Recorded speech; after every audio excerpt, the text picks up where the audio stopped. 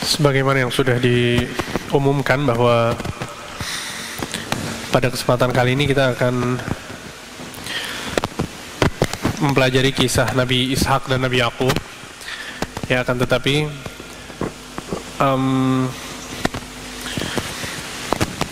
setelah saya timbang-timbang bahwa kita akan mempelajari kisah Nabi Syuaib terlebih dahulu. Ya, kisah Nabi Syuaib terlebih dahulu. Ya, karena kisah Nabi Ishak dan Nabi Yakub itu sangat erat sekali kaitannya dengan kisah Nabi Yusuf alaihissalam. Ya, kita tahu bahwa Nabi Yakub memiliki anak Yusuf alaihissalam dan kisahnya sangat panjang sekali, sehingga agar kisahnya itu bisa runut dan bisa difahami lebih baik, maka kita akan undur pembahasan tentang Nabi Ishak dan Nabi Yakub setelah kita mempelajari tentang kisah Nabi Syuaib. Bismillah, alhamdulillah, wassalatu wassalamu ala rasulillah wa ala alihi wa ashabihi wa mawalah, wa la hawla wa la quwata illa billah, amma ba'd. Ikhwani fillah wa akhwati fiddin, rahimani wa rahimakumullahu jami'an. Pada kesempatan kali ini kita akan melanjutkan kajian dari silsilah kisah para nabi, dan kita masuk ke kisah Nabi Syuaib alaihissalam. Nabi Syuaib alaihissalam adalah nabi yang mulia, yang merupakan salah satu dari 4 nabi dari golongan Arab. Sebagaimana Nabi SAW bersabda dalam sebuah hadis, wa arba'atun minal Arab, dan ada 4 nabi berasal dari Arab, yaitu Nabi Syuaib, atau awalnya Nabi Hud, Nabi Saleh, Nabi Syuaib, kemudian Nabi Muhammad SAW. Ya, sehingga ini adalah 4 nabi yang Allah utus dari bangsa Arab. Dan Allah subhanahu wa ta'ala menyebutkan Nabi Syuaib di dalam Al-Quran sebanyak 11 kali. Allah subhanahu wa ta'ala menyebutkan Nabi Syuaib di dalam Al-Quran sebanyak 11 kali. Maka ini menunjukkan tentang pentingnya sosok Nabi Syuaib alaihissalam, dan banyak pelajaran yang bisa kita ambil dari kisah beliau. Beliau adalah seorang nabi yang diutus kepada penduduk Madian.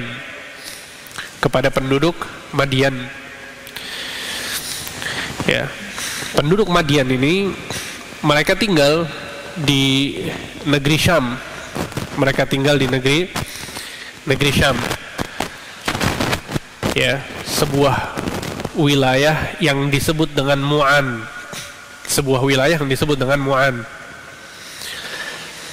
Ya, maka wilayah ini menjadi tempat tinggal bangsa Madian.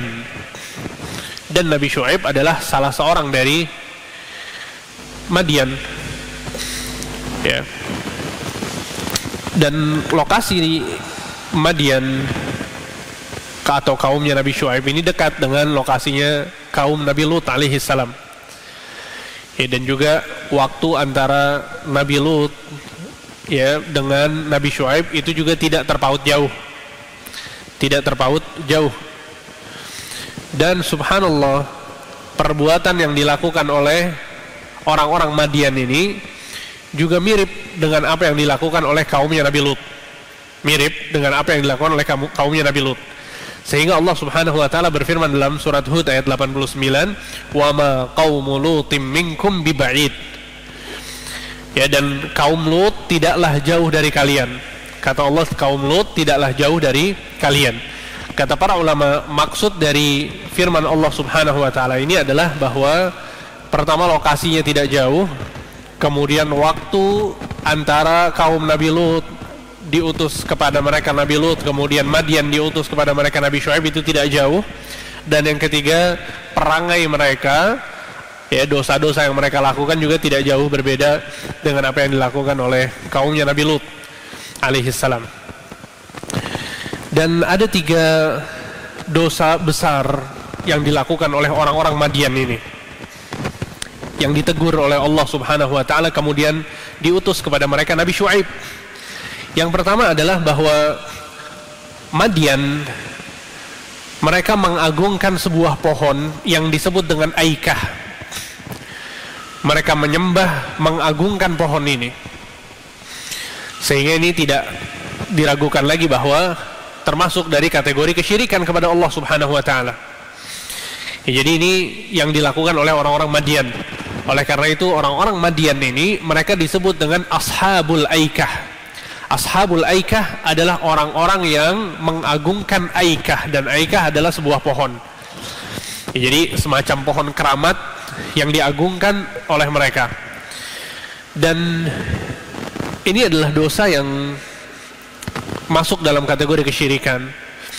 Ya, dan subhanallah, pengagungan terhadap pohon yang dilakukan oleh orang-orang Madian ini dari zaman ke zaman selalu ada orang-orang yang melakukannya. Ya, sehingga ada pepatah Arab yang mengatakan likulli qaumin warith, setiap kaum itu pasti memiliki pewarisnya. Ya, baik kaum itu adalah orang-orang yang baik, pasti ada yang mewarisi kebaikan tersebut, dan jika orang-orang tersebut buruk, maka pasti ada orang-orang yang mewarisi apa yang mereka lakukan. Sehingga pada zaman Nabi Shallallahu Alaihi Wasallam ini juga terjadi. Pada zaman Nabi SAW ini juga terjadi bahwa orang-orang musyrikin mereka menyembah sebuah pohon yang dinamakan dengan Zatu Anwat, menyembah sebuah pohon yang dinamakan dengan Zatu Anwat. Sehingga yang mereka lakukan adalah mereka beriktikaf, berdiam diri di bawah pohon tersebut, meyakini bahwa pohon ini mendatangkan keberkahan dan bisa menolak bahaya. Bahkan di antara kebiasaan mereka adalah bahwa mereka menggantungkan pedang-pedang mereka di ranting-ranting pohon yang besar sebagai bentuk bertabarruk, meminta keberkahan dari pohon tersebut. Mereka meyakini kalau senjata mereka digantungkan di pohon itu, maka senjatanya akan semakin hebat lagi, akan semakin baik untuk digunakan tatkala peperangan. Ini keyakinan orang-orang jahiliyah. Sehingga pada suatu hari ada seorang sahabat Nabi yang bernama Abu Waqid Al-Laythi. Abu Waqid Al-Laythi bercerita, suatu hari kami pernah pergi bersama Nabi SAW dan sahabat-sahabat beliau menuju satu kota yang bernama Hunain. Dan Nabi SAW sekarang sedang melakukan perjalanan untuk melakukan peperangan dengan orang-orang kafir. Kata Abu Waqid Al-Laythi, kami melewati suatu tempat yang di tempat tersebut ada pohon Zatu Anwat yang tadi kita sebutkan. Orang-orang musyrikin berdiam diri di bawah pohon tersebut dan menggantungkan pedang-pedang mereka. Maka sebagian sahabat Nabi mengatakan kepada Nabi SAW, ya Rasulullah, ij'al lana Zatu Anwat kama lahum Zatu Anwat. Wahai Rasul, buatkan kami pohon Zatu Anwat sebagaimana orang-orang musyrikin memiliki pohon Zatu Anwat. Tuh, melihat, ini permintaan untuk berbuat kesyirikan. Sehingga Nabi SAW dalam kondisi bersafar, ingin berperang dengan orang-orang kafir, apa yang Nabi SAW katakan? Apakah Nabi SAW membiarkan kemungkaran ini? Apakah Nabi SAW mengatakan bahwa biarkan kemungkaran ini karena kita akan berperang dengan orang-orang kafir, ada musuh yang lebih besar yang harus kita selesaikan daripada perkara di dalam internal kaum muslimin? Nabi SAW tidak mengatakan hal tersebut. Akan tapi Nabi SAW langsung mengingkarinya. Kata Nabi SAW, Allahu Akbar, innaha sunan, qultum walladhi qala banu Israel li Musa, ij'al lana ilahan kama lahum alihah, innakum qaumun tajhalun. Kata Nabi SAW, Allahu Akbar, sesungguhnya ini adalah kebiasaan orang-orang Bani Israel ketika mereka meminta kepada Nabi Musa, mengatakan ij'al lana ilahan, wahai Musa, berikan, buatkan untuk kami Tuhan sebagaimana mereka memiliki Tuhan. Innakum qaumun tajhalun, sesungguhnya kalian adalah orang-orang yang bodoh, yang tidak mengetahui. Sehingga lihat bagaimana Nabi SAW mengingkari orang-orang musyrikin yang menyembah pohon, yang mengagungkan pohon, dan mengingkari para sahabat Nabi yang meminta kepada Nabi SAW hal tersebut. Sehingga kesyirikan yang dilakukan oleh orang-orang Madian, kaumnya Nabi Syuaib, ini juga dilakukan oleh orang-orang yang setelahnya. Di antaranya apa yang tadi kita sebutkan dari kalangan orang-orang musyrikin di zaman Nabi SAW. Ya, bahkan Nabi SAW pernah dibaiat oleh sahabat-sahabat Nabi yang mulia, ya, orang-orang Ansor di bawah pohon yang rindang. Allah Subhanahu wa taala berfirman, "Laqad radiyallahu 'anil mu'minina idh yubayyi'unaka tahta asy-syajarah." Kata Allah Subhanahu wa taala, sesungguhnya Allah telah ridha kepada orang-orang yang beriman kepadamu yang membaiatmu di bawah sebuah pohon. Lihat, pohon itu disebutkan dalam Al-Quran oleh Allah Subhanahu wa taala sebagai bentuk pujian Allah kepada para sahabat yang membaiat Nabi di bawah pohon tersebut. Ketika Nabi SAW kemudian pindah ke Madinah, kaum muslimin semakin banyak, Nabi SAW wafat, pohon itu diyakini oleh sebagian kaum muslimin sebagai pohon yang keramat. Itu bisa bayangkan, ini bukan sembarang pohon, disebutkan dalam Al-Quran, sehingga sebagian orang berbondong-bondong datang ke pohon ini untuk meminta keberkahan, datang kepada pohon ini untuk meminta sesuatu. Di zaman Umar bin Khattab menebang pohon ini, ditebang pohon tersebut. Untuk bisa bayangkan, ya, sehingga maksudnya adalah bahwa ini salah satu dari bentuk kesyirikan yang terjadi dari zaman ke zaman. Ketika seorang menganggap bahwa suatu benda itu benda yang keramat, yang bisa mendatangkan berkah dan seterusnya, padahal tidak ada penjelasan tentang hal tersebut. Ya, karena para ulama menyebutkan bahwa seorang itu nggak boleh meyakini sesuatu itu berkah kecuali dengan dalil dari Al-Quran dan As-Sunnah. Kalau ada dalil yang menjelaskan bahwa sesuatu ini berkah, maka kita yakini bahwa sesuatu ini berkah. Paham antum ya? Kita nggak boleh sembarangan meyakini bahwa ini keramat, ini berkah, ini keramat, ini berkah. Ini nggak boleh sembarangan. Sehingga harus ada dalil dari Al-Quran atau As-Sunnah yang menjelaskan bahwa itu adalah sesuatu yang berkah. Sebagaimana Nabi SAW menjelaskan tentang air Zam-Zam misalnya. Kata Nabi SAW, "Innahu ma'un mubarak." Sesungguhnya air Zam-Zam adalah air yang berkah. Dari sini kemudian kita meyakini bahwa sesuatu itu memiliki keberkahan. Dan juga kaidah yang kedua yang disebutkan oleh para ulama adalah bahwa ketika kita mengetahui bahwa Al-Quran dan Sunnah itu menunjuk sesuatu memiliki keberkahan, maka cara untuk mendapatkan keberkahannya harus berdasarkan dalil dari Al-Quran dan Sunnah. Jadi antum membutuhkan dua dalil ketika mau mendapatkan keberkahan. Pertama, dalil bahwa sesuatu itu adalah berkah. Kemudian dalil yang kedua apa? Cara untuk mengambil keberkahannya seperti apa? Karena sebagian orang salah faham dalam hal ini. Masjidil Haram berkah atau tidak? Berkah jelas. Nabi SAW mengatakan, "Wa salatul fil Masjidil Haram khairun min mi'ati alfi salah." Salat satu kali di Masjidil Haram lebih baik daripada 100.000 kali salat. Jelas berkah. Ya. Kemudian Madinah, Masjid Nabawi, berkah atau tidak? Jelas berkah. Nabi SAW mengatakan, "Wa salatun fi masjidi hadza khairun min alfi salah." Salat di masjidku ini lebih baik daripada 1000 kali salat di tempat lain. Jelas berkahnya. Kalau kita sudah tahu itu berkah, kemudian kita lihat atau kita tempuh step yang kedua. Seperti apa cara mengambil keberkahan dari Masjidil Haram dan Masjidil Nabawi? Nggak boleh sembarangan caranya.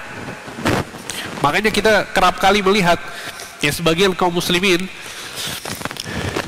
dia menciumi tembok-tembok Masjidil Haram atau tembok Masjid Nabawi atau mengusap-usap dengan bajunya berharap keberkahan. Kita katakan bahwa Masjidil Haram dan Masjid Nabawi berkah, ada dalilnya. Tapi mengusap-usapnya cara yang berdalil atau tidak? Tidak ada yang menjelaskan hal tersebut. Ya, yang dijelaskan oleh Allah Subhanahu wa taala dalam Al-Quran dan Nabi SAW dalam As-Sunnah adalah dengan melaksanakan ketaatan di dua masjid tersebut, melaksanakan sholat, baca Al-Quran, tawaf di Ka'bah, ya, melakukan sa'i, umrah, haji dan lain sebagainya. Sehingga ini adalah dua hal yang sangat penting yang perlu kita pahami dalam bab meminta keberkahan. Ya, bahwa yang dicari dalilnya bukan cuma keberkahan itu, akan tapi cara untuk mengambil keberkahan tersebut. Ya sama halnya untuk perkara air Zam-Zam.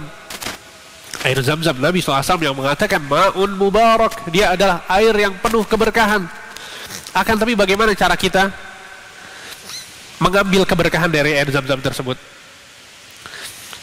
Sebagian orang ngambil air Zam-Zam dari Makkah sampai di rumah, kemudian dipakai buat cuci motornya supaya motornya berkah, dicuci pakai air Zam-Zam. Tayyib, apakah hal seperti ini diajarkan oleh Nabi SAW? Nabi SAW mengatakan innahu ta'amu tu'min wa shifa'u suqmin. Sesungguhnya air Zam-Zam adalah makanan untuk orang yang lapar dan kesembuhan untuk orang yang sakit. Lihat, keberkahan air Zam-Zam adalah makanan. Oleh karena itu Abu Dzar Al-Ghifari ketika datang ke Makkah ingin bertemu dengan Nabi SAW, tapi dia takut karena kondisinya waktu itu orang-orang musyrikin sedang menindas Rasul sallallahu alaihi wasallam. Maka Abu Dzar Al-Ghifari dia menunggu Rasul sallallahu alaihi wasallam di Masjidil Haram. Menunggu selama 1 bulan. Selama sekitar 30 hari menunggu di Masjidil Haram. Sampai akhirnya bertemu dengan Nabi sallallahu alaihi wasallam. Kemudian Nabi SAW melihat perutnya kembung, ya, agak buncit. Nabi SAW bertanya, selama 30 hari ini apa yang kau makan? Kata Abu Dzar, yang aku konsumsi hanya air Zam-Zam. Maka Nabi SAW mengatakan, ma'u Zam-Zam, air Zam-Zam adalah ta'amu tu'min, makanan untuk orang yang mau makan, wa shifa'u suqmin, dan kesembuhan bagi orang yang sakit. Sehingga berkah air Zam-Zam ini. Kemudian dalam hadis lain Nabi SAW mengatakan ma'u Zam-Zam lima syuribalah, air Zam-Zam itu tergantung untuk apa dia diminum. Makanya sebagian ulama ketika minum air Zam-Zam dia meniatkan agar doa-doanya dikabulkan oleh Allah, sehingga dia minum air Zam-Zam kemudian berdoa kepada Allah Subhanahu wa taala dengan harapan keberkahan air Zam-Zam tersebut menjadikan doanya dikabulkan oleh Allah Subhanahu wa taala, dan ini dilakukan oleh para ulama. Sehingga ini cara kita mengambil sebuah keberkahan. Dilihat dulu apakah ada dalil yang menjelaskan itu adalah berkah. Kemudian step yang kedua adalah melihat dalil yang menjelaskan tentang cara mengambil keberkahan tersebut. Kemudian yang ketiga, step yang ketiga dalam mengambil keberkahan adalah meyakini bahwa keberkahan itu datangnya dari siapa? Hanya dari Allah Subhanahu wa taala. Bukan air Zam-Zamnya. Bukan air Zam-Zamnya. Air Zam-Zam hanya sekedar air. Akan tapi Allah yang memberikan keberkahan, Allah yang memberikan kebaikan kepada air tersebut. Bukan Makkah dan Madinahnya, akan tapi Allah yang memberikan keberkahan ke Makkah dan Allah yang memberikan kemuliaan kepada Madinah. Sehingga dalam sebuah hadis Nabi SAW pernah bersafar dengan sahabat-sahabatnya. Kemudian Nabi SAW mendapati rombongan safar beliau kehabisan air. Air mereka habis semuanya. Maka para sahabat membutuhkan air tersebut untuk makan, untuk minum, ya, untuk mengolah makanan mereka, untuk berwudu dan lain sebagainya. Maka Nabi SAW kemudian, ya, menjulurkan tangannya dan Nabi SAW mengeluarkan air di antara jari jemari beliau. Air dari jari jemari Nabi SAW. Kemudian Nabi SAW mengatakan, halummu ila tahuril mubarak. Ayo ambillah air yang suci ini, yang berkah, kata Nabi, al-ma'il mubarak. Kemudian kata Nabi, wal barakatu minallah, dan keberkahan ini dari Allah. Lihat, Nabi tidak hanya mengatakan ini air yang berkah, tapi Nabi mengingatkan bahwa keberkahan ini bukan dari diriku, tapi keberkahan ini dari siapa? Dari Allah Subhanahu wa taala. Ya, sehingga ini adalah 3 poin yang penting untuk kita fahami ketika kita mau meyakini suatu keberkahan pada suatu benda atau suatu perkara. Ya, sehingga keberkahan itu bukan diambil dari orang yang soleh, bukan seorang ustaz, bukan. Seluruhnya murni dari Allah Subhanahu wa ta'ala. Nah, inilah yang kemudian, ya, terjadi penyimpangan pada banyak di antara kaum muslimin. Mereka meyakini bahwa suatu pohon memiliki keberkahan, ya, suatu tempat memiliki keberkahan. Akan tapi ketika kita lihat dalil-dalil dari Al-Quran dan Sunnah, tidak ada yang menjelaskan tentang keberkahan. Ini yang harus kita waspadai. Ya, bahkan sampai sekarang, ya, ada sebagian orang yang meyakini bahwa satu pohon tertentu itu membahayakan, atau satu pohon tertentu bisa mendatangkan kebaikan. Ya, bahkan ini juga terjadi pada zaman Syekh Muhammad bin Abdul Wahab rahimahullahu taala, dikisahkan bahwa di Najd ketika itu ada sebuah pohon yang orang-orang masyarakat sekitar mereka meminta anak kepada pohon tersebut. Jadi kalau ada suami istri yang lama nggak punya anak, maka mereka pergi ke pohon tersebut. Kemudian mereka tawaf di pohon tersebut sambil mengatakan, ya fahlal fuhul uridu waladan qabla al-haul. Ya, wahai pohon keramat, berikan kepada kami anak sebelum 1 tahun datang. Ya, sehingga ini adalah kebiasaan-kebiasaan yang kerap terjadi di sebagian masyarakat yang Allah Subhanahu wa taala ingkari, ya, melalui Nabi Syuaib kepada kaumnya Madian, ashabul aikah. Itu adalah pelanggaran pertama yang dilakukan oleh kaum Madian, kaumnya Nabi Syuaib. Ya, sehingga itu kesyirikan yang terjadi di zaman tersebut dan dilakukan oleh kaum Madian. Ya, kemudian yang kedua, pelanggaran yang mereka lakukan adalah menghalangi orang-orang yang ingin mendatangi Nabi Syuaib untuk mendengar dakwahnya. Ya, menghalangi orang-orang yang ingin mendatangi Nabi Syuaib untuk mendengar dakwahnya. Ya, sebagaimana ini yang dilakukan juga oleh kaumnya Nabi Lut. Mereka suka menjegal orang-orang yang lewat di jalanan, dan ini dilakukan juga oleh kaumnya Nabi Syuaib. Ya, mereka suka menjegal orang-orang di tengah jalan. Ya, sehingga ini adalah pelanggaran yang kedua yang dilakukan oleh Madian. Kemudian yang ketiga adalah mereka adalah kaum yang terkenal dengan curang dalam jual beli. Mereka adalah kaum yang terkenal curang dalam jual beli.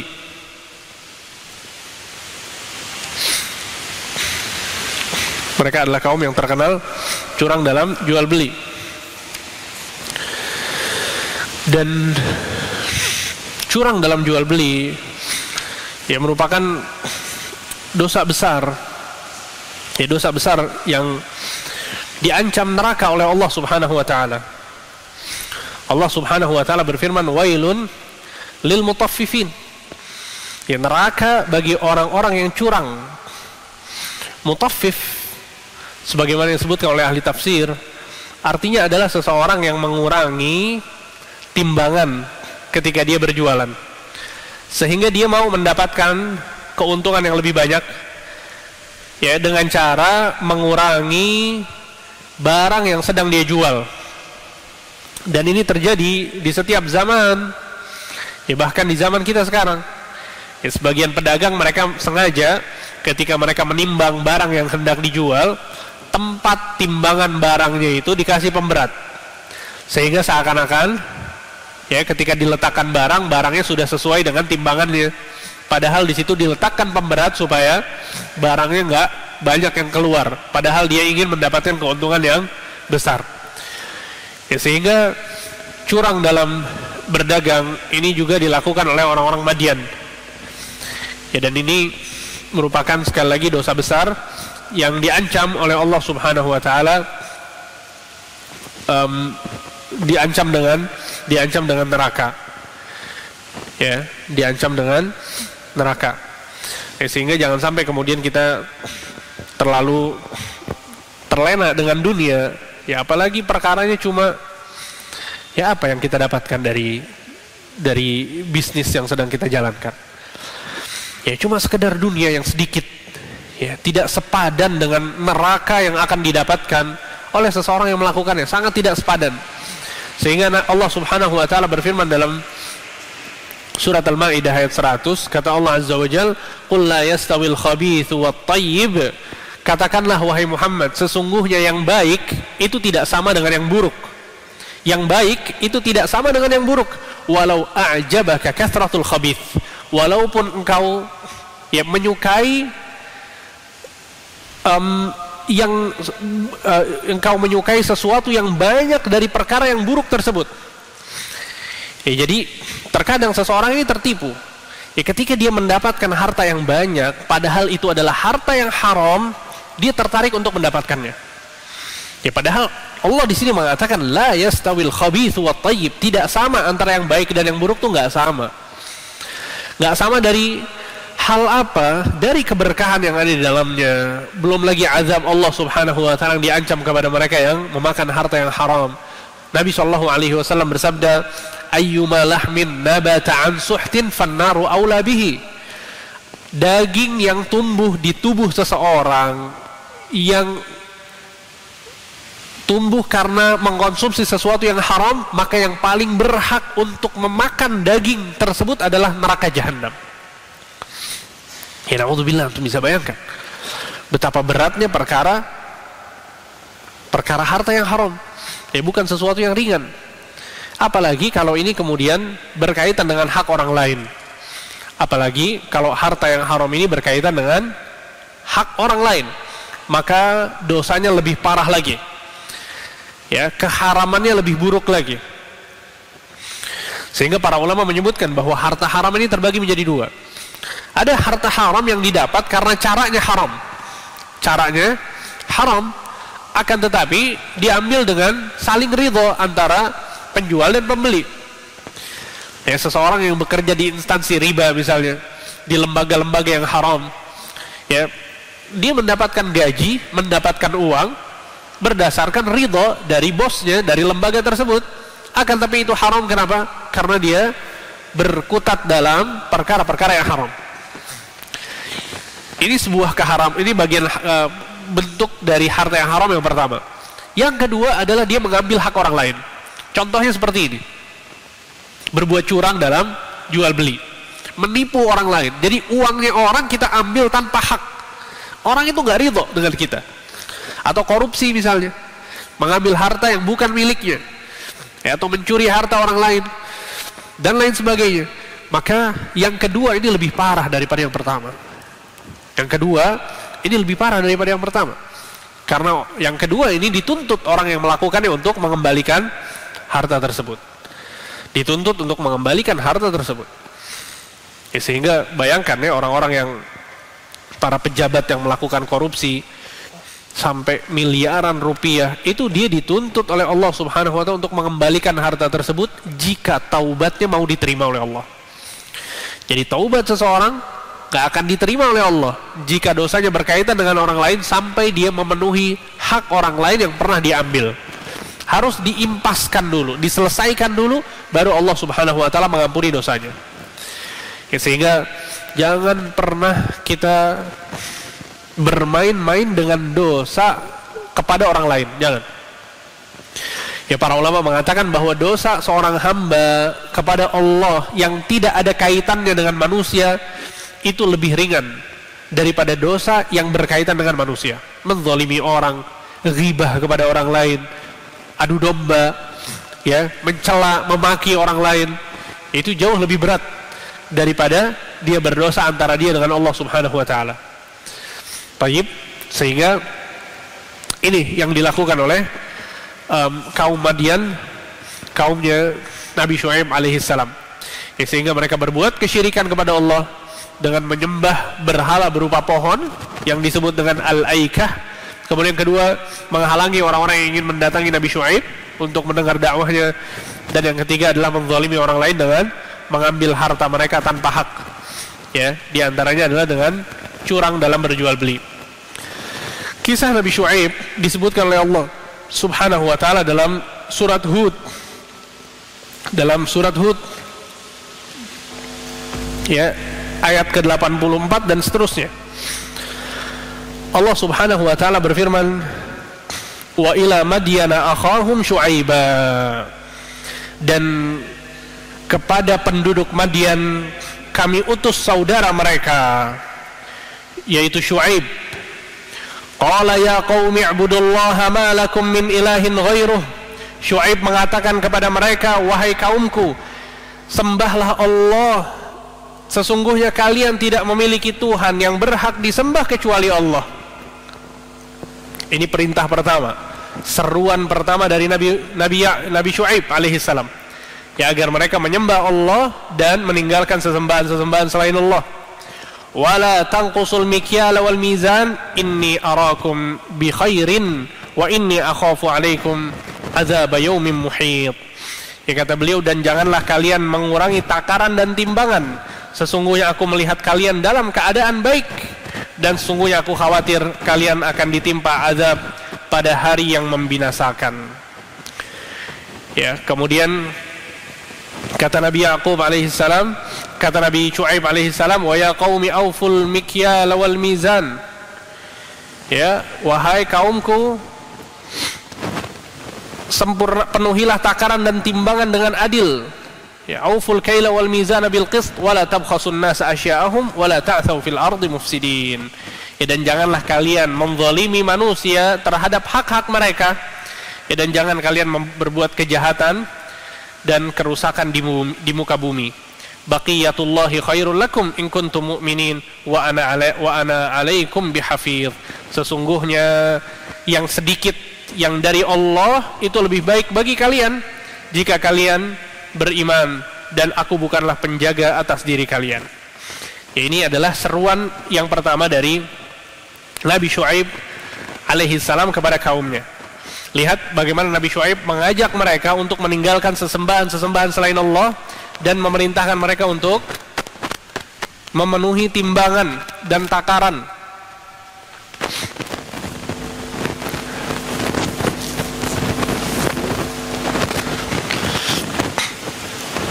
Dan di sini Nabi Syuaib alaihissalam mengatakan, inni arakum bi khairin. Sesungguhnya aku melihat kalian dalam keadaan makmur.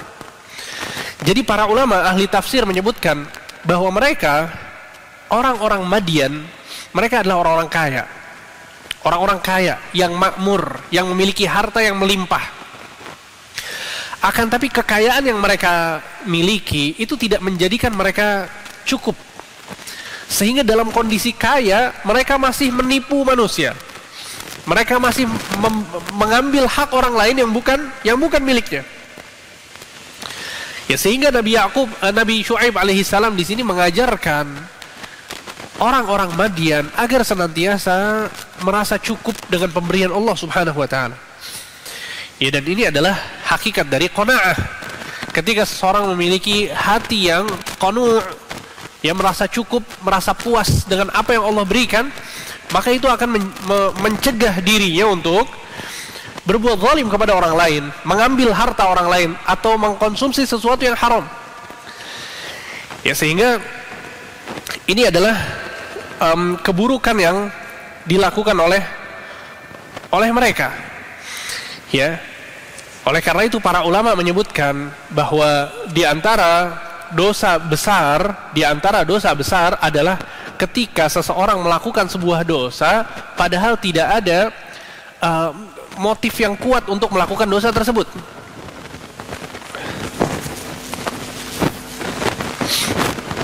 Ya, tidak ada alasan yang kuat untuk melakukan dosa tersebut.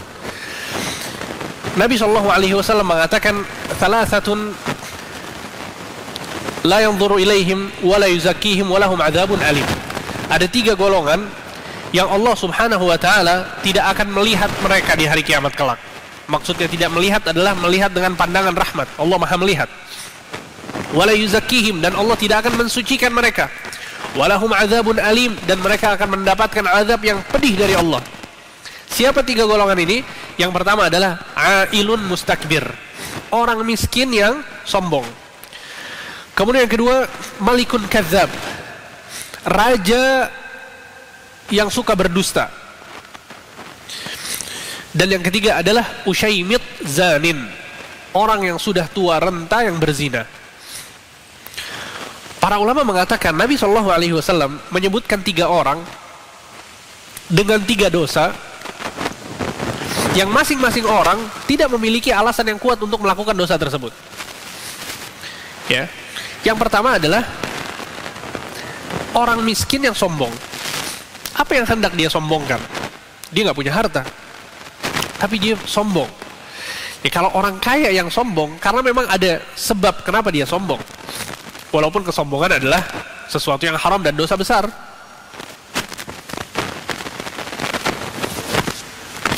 Ya jelas, kesombongan adalah dosa besar. Akan tapi, ya orang yang melakukan ini dia nggak ada pendorong untuk dia sombong, sehingga dosanya semakin besar. Kemudian juga raja yang berdusta. Raja nggak perlu berdusta untuk memenuhi keinginannya. apa yang dia inginkan dia akan dapatkan. Akan tapi karena keburukan hati orang tersebut, dalam kondisi nggak perlu berdusta pun dia berdusta. Ya, nggak ada dorongan untuk berdusta. Begitu juga dengan orang tua yang syahwatnya sudah tidak seperti anak muda, akan tapi dia berzina. Nah, ini yang dilakukan oleh kaumnya Nabi Syuaib. Mereka adalah orang-orang kaya, orang-orang yang berkecukupan, akan tapi mereka masih mengambil hak orang lain. Ya, sehingga ini bahaya dari ketika seseorang itu terlalu mengejar dunia, nggak punya rasa qanaah di dalam hatinya, sehingga dia selalu melihat dirinya ini fakir, melihat dirinya miskin. Kalau dia nggak berdusta, kalau dia nggak curang, kalau dia nggak ngambil harta yang haram, dia khawatir dia akan jatuh miskin. Dan ini azab, ya, balasan dari Allah Subhanahu wa taala untuk seseorang yang orientasinya adalah dunia. Makanya dalam sebuah hadis Nabi SAW mengatakan, man kanatid dunya hammah, barang siapa yang menjadikan dunia sebagai orientasi hidupnya, ja'alallahu faqrahu baina 'ainaihi, Allah akan menjadikan kefakiran di hadapan kedua matanya. Kefakiran di hadapan kedua matanya. Untuk siapa? Orang yang orientasinya dunia. Dan ini sangat nyata dan terlihat, ya, di orang-orang yang terlalu sibuk dengan dunia mereka. Ya. Dan sebaliknya, wa man kanatil akhiratu hammah ja'alallahu ghinahu fi qalbi. Dan barang siapa yang orientasinya adalah akhirat, maka Allah akan jadikan kekayaan, kecukupan di dalam hatinya. Ya. Makanya Imam Syafi'i mengatakan, idza kunta dza qalbin qanu'in fa anta wa malikud dunya sawa. Jika engkau memiliki hati yang berkecukupan, hati yang qanaah, maka engkau dan raja memiliki derajat yang sama. Maksudnya raja yang memiliki segala sesuatu, memiliki harta, memiliki tentara, ya, istana, kendaraan yang mewah, itu sama dengan orang yang miskin tapi memiliki hati yang kaya. Makanya Nabi SAW dalam sebuah hadis yang sahih mengatakan, laisal ghina bikasratil ard, sesungguhnya kekayaan seseorang itu bukan harta yang dia miliki, walakin al-ghina ghina nafs, akan tapi kekayaan yang sebenarnya adalah ketika seorang memiliki hati yang kaya, kata Rasulullah SAW.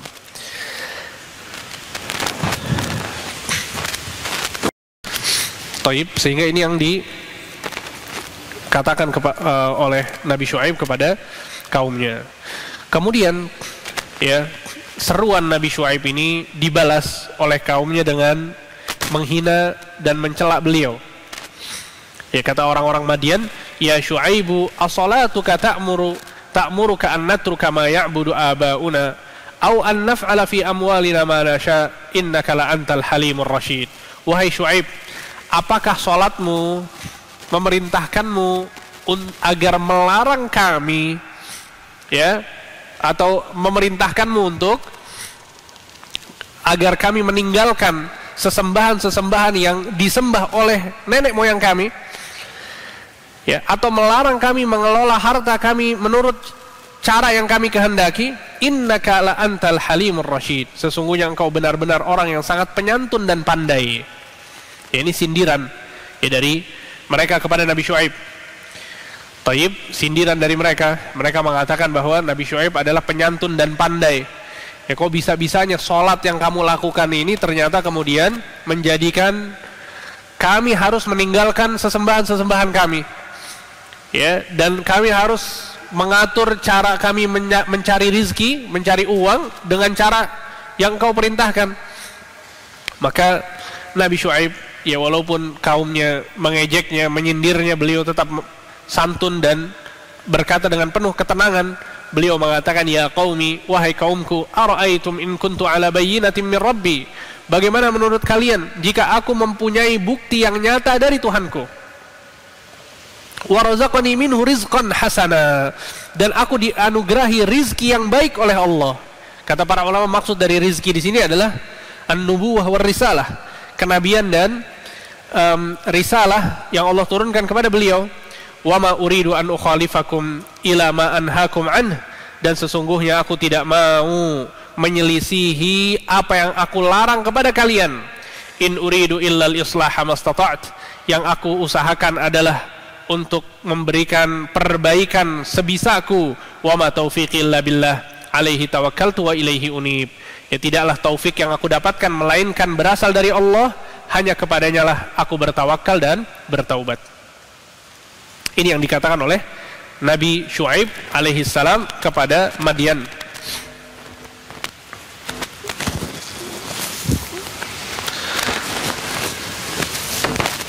Dan kita lihat di sini, ya, Nabi Syuaib ketika mengatakan bahwa aku telah diberikan kenabian, ya, dan dijadikan rasul oleh Allah. Kemudian kata beliau, wa ma uridu an ukhalifakum ila ma anhaakum anhu, dan sesungguhnya aku tidak mau menyelisihi apa yang aku larang kepada kalian. Dan ini statement luar biasa, ya ikhwan. Statement ini, ya, harus dikatakan dan diyakini oleh setiap orang yang mengajak kepada kebaikan dan mencegah kepada kemungkaran. Siapapun orangnya, seorang alim, seorang ustadz, ya, seorang talibul ilm, ya, seorang yang sudah mengaji kemudian berusaha untuk memperbaiki keluarganya, maka dia harus berusaha untuk melakukan apa yang dia perintahkan dan meninggalkan apa yang dia larang.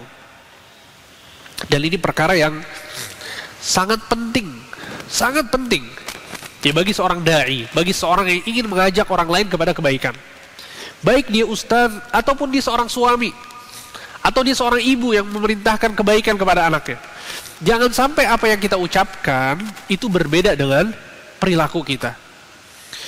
Seperti orang-orang munafik, seperti orang-orang Yahudi yang mereka punya ilmu, mereka bisa menjelaskan kebaikan, tapi mereka tidak melakukannya. Ini sangat berbahaya sekali. Kita nggak katakan bahwa seseorang yang mengajak kepada kebaikan dia harus bersih dari dosa. Tidak ada yang mengatakan hal tersebut. Bahkan para ulama menyebutkan bahwa kalau kemudian seseorang itu ketika menyampaikan kebaikan dipersyaratkan dia harus bersih dari dosa, maka nggak akan ada orang yang menyampaikan kebaikan. Ini yang dikatakan oleh Ibnu Rajab Al-Hambali rahimahullah. Kata beliau, kalau seseorang yang mau berdakwah, mau menyampaikan kebaikan, dipersyaratkan nggak boleh punya dosa, maka tidak ada orang yang menyampaikan kebaikan setelah Rasulullah SAW.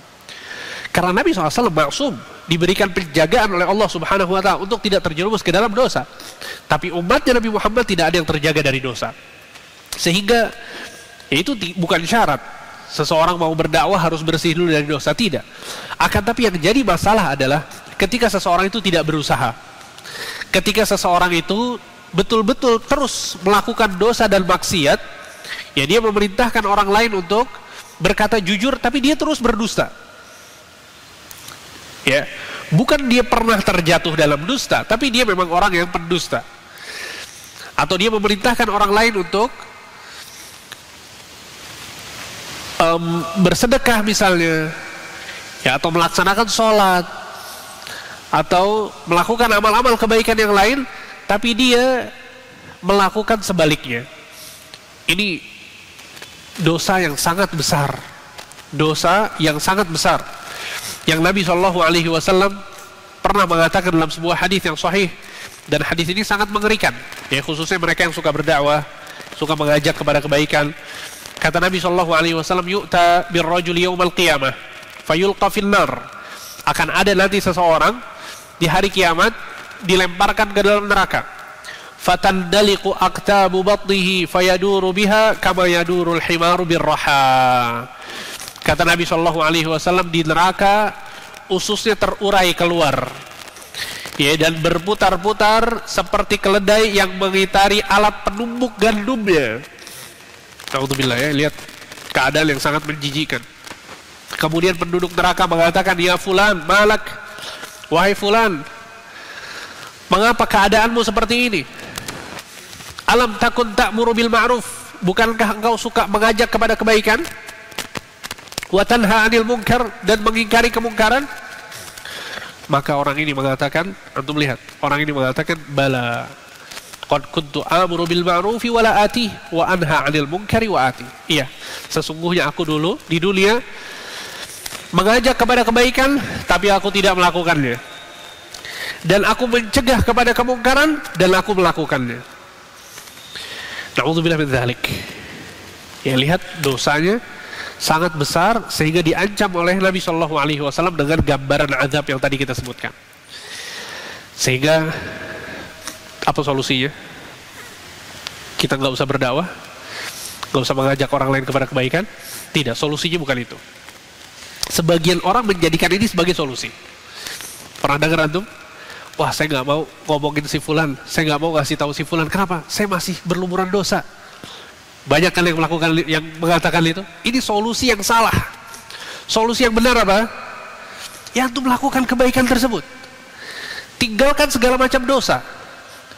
Kalau memang kita nanti terjerumus dan itu bukan pilihan kita, bukan kebiasaan kita, kita nggak mau sebetulnya untuk terjerumus, akan tapi syaitan kemudian menyeret kita, kemudian kita terjerumus, maka langsung bertaubat, memohon maaf kepada Allah dan kembali kepada istiqamah. Itu solusinya. Sehingga kalau kemudian itu menjadikan alasan kita untuk tidak berdakwah, maka nggak akan ada orang yang berdakwah, ya ikhwan. Siapa yang berani mengatakan bahwa dirinya tidak berdosa? Siapa yang berani mengatakan demikian? Nggak ada yang berani. Ya, karena pada hakikatnya setiap manusia itu melakukan kesalahan, dan Nabi Shallallahu Alaihi Wasallam yang mengatakan hal ini. Kata Nabi SAW, kullu bani Adam khata', setiap anak Adam itu banyak melakukan dosa. Sehingga nggak mungkin kita terlepas dari dosa. Akan tapi yang jadi masalah adalah ketika kita terus melakukan dosa tersebut. Kita nyaman dengan dosa tersebut. Kita nggak risih dengan dosa tersebut. Terus kita berdakwah kemana-mana. Oh, jangan. Ini berbahaya. Sehingga yang harus dilakukan apa? Tinggalkan dosanya, terus berdakwah. Ya, tinggalkan dosanya, terus ajak orang lain kepada kebaikan. Dan juga sebagian ulama mengatakan innal hasanat yuzhibnas sayyi'at. Kata Allah Subhanahu wa taala, sesungguhnya kebaikan-kebaikan, amal soleh itu akan menghapuskan dosa-dosa. Ya, bisa jadi ketika antum berdakwah kepada Allah, antum mengajak orang lain, mengajak anak istri untuk melakukan kebaikan, itu menjadi pahala yang menghapuskan dosa-dosa yang antum lakukan. Sehingga jangan sampai kemudian ya kita terjerumus kepada hal yang satu ini. Dan ini yang dilakukan oleh Nabi Syuaib, ya, yang beliau katakan adalah wa ma uridu an ukhalifakum ila ma anhakum anhu. Dan aku tidak ingin menyelisihi apa yang aku larang kepada kalian. Beliau melarang kesyirikan, beliau nggak ingin terjerumus ke dalam kesyirikan.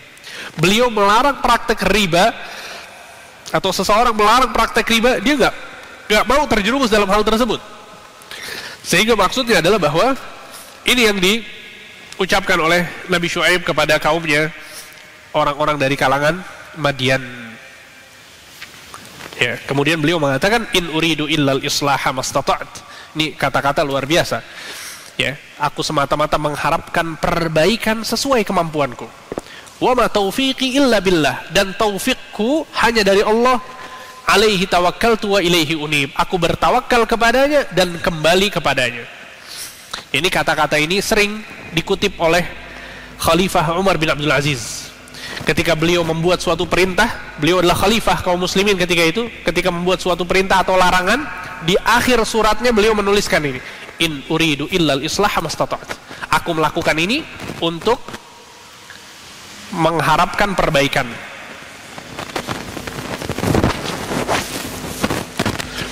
Ya, ini sering dikutip oleh Khalifah Umar bin Abdul Aziz.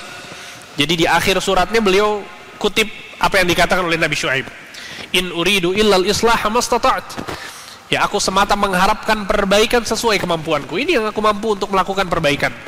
Wa ma taufiqi illa billah, alaihi tawakkaltu wa ilaihi unib. Ya, tidaklah taufik yang aku dapatkan melainkan berasal dari Allah. Hanya kepadanya aku bertawakal dan kembali bertaubat. Ya, kemudian Nabi Syuaib mengatakan dalam ayat yang selanjutnya, wa ya qaumi la yajrimannakum shiqaqi an yusibakum mithlu ma asaba qaum Nuh au qaum Hudin au qaum Salih wa ma qaum Lutin minkum biba'id wastaghfiru rabbakum thumma tubu ilaihi inna rabbi rahimun wadud. Kata beliau, dan wahai kaumku, janganlah pertentangan antara aku dengan kalian menyebabkan kalian berbuat dosa. Ya, sehingga kalian ditimpa siksa seperti yang menimpa kaum Nuh, kaum Hud dan kaum Saleh. Dan kaum Lut tidaklah jauh dari kalian. Kaum Lut tidaklah jauh dari kalian. Ya, sebagaimana yang tadi disebutkan, maksud dari kaum Lut tidak jauh dari kalian adalah tidak jauh masanya, tidak jauh tempatnya, dan tidak jauh perbuatan yang dilakukan oleh mereka. Kemudian kata beliau, dan mohonlah ampunan kepada Tuhanmu, kemudian bertaubatlah kepadanya. Sungguh Tuhanku Maha Penyayang lagi Maha Pengasih. Ya. Akan tapi itulah ya orang-orang kafir yang terus membangkang, tidak mau beriman kepada beliau, sampai akhirnya mereka pun mengatakan kepada Nabi Syuaib, ya Syuaibu ma nafqahu katsiran mimma taqul wa inna lanaraka fina dha'ifan walau la rahtuka larajamnak wa ma anta alaina bi'aziz. Kata beliau, kata mereka kepada beliau, ya Syuaib, wahai Syuaib, sesungguhnya kami tidak mengerti mayoritas dari apa yang engkau katakan, dan kami mendapatkan engkau adalah orang yang lemah di antara kami. Kalau bukan karena keluargamu yang melindungimu, sungguh kami akan merajammu, membunuhmu dengan melempari batu, dan engkau bukanlah seorang yang berpengaruh di lingkungan kami. Ya, malah semakin dihina oleh mereka, malah semakin dihina oleh mereka. Akhirnya Nabi Syuaib pun mengatakan, ya qaumi arahti a'azzu alaikum minallah wattakhadhtumuhu wara'akum dhihriya inna rabbi bima ta'maluna muhit. Wahai kaumku, apakah keluargaku lebih kalian segani daripada Allah, dan kalian tidak menganggapnya sama sekali? Ketahuilah sesungguhnya pengetahuan Tuhanku meliputi apa yang kalian semua kerjakan. Wa ya qaumi i'malu ala makanatikum inni 'amil sawfa ta'lamuna man ya'tihi 'adzabu yukhzih wa man huwa kadzibun wartaqibu inni ma'akum raqib. Wahai kaumku, perbuatlah sesuka kalian, dan sungguh aku pun akan berbuat sesuka aku. Kelak kalian akan mengetahui siapa yang akan ditimpa azab yang menghinakan dan siapa yang berdusta. Nantikanlah, sesungguhnya aku akan menanti bersama kalian. Ya, di sini Nabi Syuaib mengancam mereka bahwa Allah Subhanahu wa taala akan mendatangkan azab jika mereka tidak mau bertaubat. Dan kita lihat ya bagaimana kelakuan mereka, dosa yang mereka sudah lakukan dengan berbagai macam bentuk dosa, tetap Nabi Syuaib ini berharap agar mereka mau bertaubat, beriman kepada beliau. Ini menunjukkan bahwa sebesar apapun dosa seseorang, jika dia berniat baik untuk bertaubat, maka Allah akan terima taubatnya, ya, dan Allah akan ampuni apa yang sudah dia perbuat. Maka ya Allah Subhanahu wa taala menimpakan azab kepada kaum Syuaib. Allah menimpakan azab kepada mereka. Ya, azab yang pertama adalah azab berupa gempa bumi.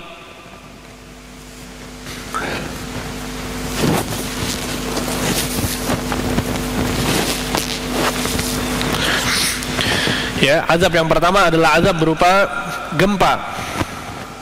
Kemudian azab yang kedua adalah azab berupa suara yang keras, yang menggelegar. Dan azab yang ketiga adalah awan yang gelap dengan petir yang menyambar-nyambar. Allah Subhanahu wa taala berfirman dalam surat Al-A'raf ayat 91, فَأَخَذَتْهُمُ الرَّجْفَةُ فَأَصْبَحُوا فِي دَارِهِمْ جَاثِمِينَ. Lalu datanglah gempa yang menimpa mereka, dan mereka pun mati dalam reruntuhan rumah mereka dalam kondisi tersungkur. Kemudian dalam surat Hud ayat 94 Allah berfirman, walamma jaa amruna najjayna syu'aiban walladzina amanu ma'ahu birahmatin minna wa akhadhatil ladzina zalamus sayhatu fa asbahu fi diyarihim jathimin.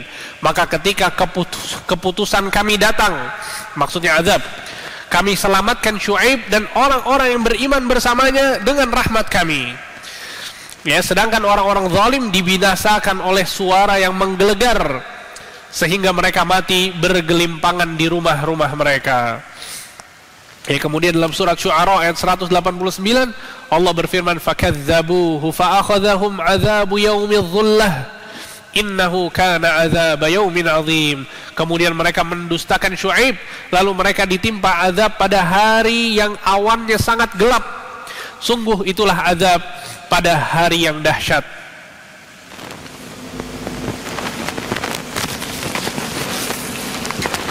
Sehingga itu tadi gambaran azab yang Allah Subhanahu wa taala sebutkan dalam Al-Qur'an yang menimpa kaum Nabi Syuaib alaihi salam. Ya, sehingga disebutkan di dalam kitab-kitab tafsir bahwa Allah Subhanahu wa taala memberikan kepada mereka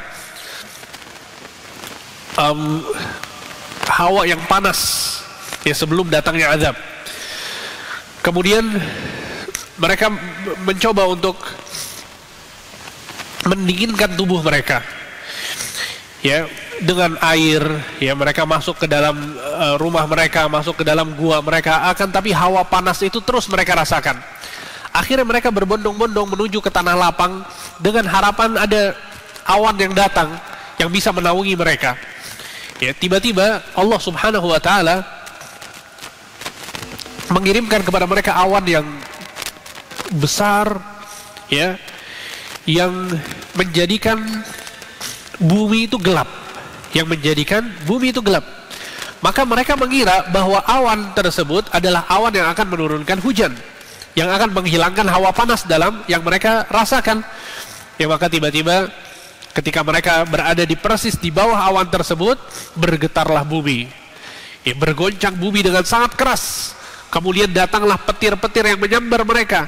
Kemudian ada suara yang menggelegar yang menjadikan telinga mereka pecah. Ya, sampai akhirnya mereka pun binasa dengan 3 azab tersebut. Ya, maka ini yang disebutkan oleh para ulama tentang kisah Nabi Syuaib alaihi salam, dan banyak hal detail yang tidak disebutkan dalam Al-Quran dan Sunnah ya, sehingga ini yang kita dapatkan. Jadi kisah Nabi Syuaib